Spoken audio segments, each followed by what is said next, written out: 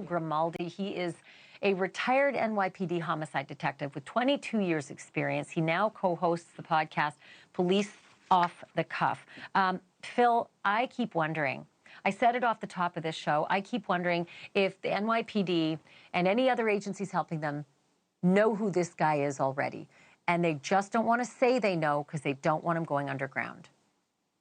My opinion, I think it would be very unusual if they don't have his identification at this point. There was so much information that was between left at the scene, pictures, photographs. Now we have a very clear picture of his face.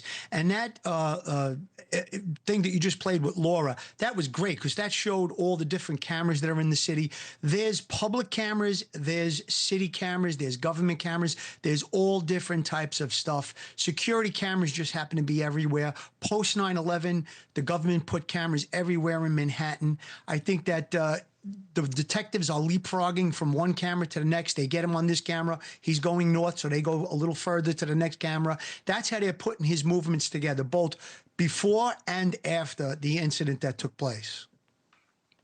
Okay, I've been wondering about your thoughts all day and what the NYPD detectives, the homicide squad, everybody is thinking about the messages on the bullets. It's just too obvious for me.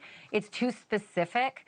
I almost feel like it's the perfect red herring. If somebody wanted to take this guy out, maybe because of a custodial issue. Apparently he's separated from his wife. I mean, there are all the motives that are out there, right? Then you have 50 million customers who have probably at one time all received a denial with their health insurance, which makes your blood boil no matter how small. I just got one yesterday, multiple thousands. And I was frustrated as this story was developing. But if you leave a bullet with these words, and again, the actual words were deny, depose, defend, but the real words in the book and the theory are delay, deny, defend. It's all about how the insurance company, you know, wiggles out of paying us back. Is it too simple to assume that this guy is avenging because of insurance company issues and that he would leave a message maybe as a red herring?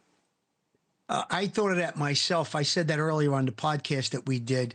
The words deny, depose, and defend are found on the shell casings. That led me to believe, and early on yesterday, the NYPD released that they did have a theory and a motive. I think if it does turn out to be an anti-healthcare insurance activist type situation, perhaps part of a group that they're against the healthcare industry for different reasons. I mean, if you looked on social media today, there were a lot of people saying a lot of not nice things about insurance companies in the healthcare industry, and even naming Brian Thompson and his family, which I thought really wasn't very nice. But there are people out there that make these threats. There was some threats that were leveled against him. The company did investigate them from what we're hearing.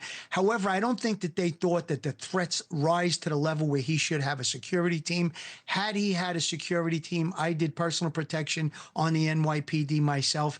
They would have gone out, and before they brought the principal out, which would be Thompson, they would have checked the area to see if there was anybody lurking about. The gunman was there. We would want to find out, why are you here? What are you doing here? Something of that nature. However, it looked like he didn't have a security team with him.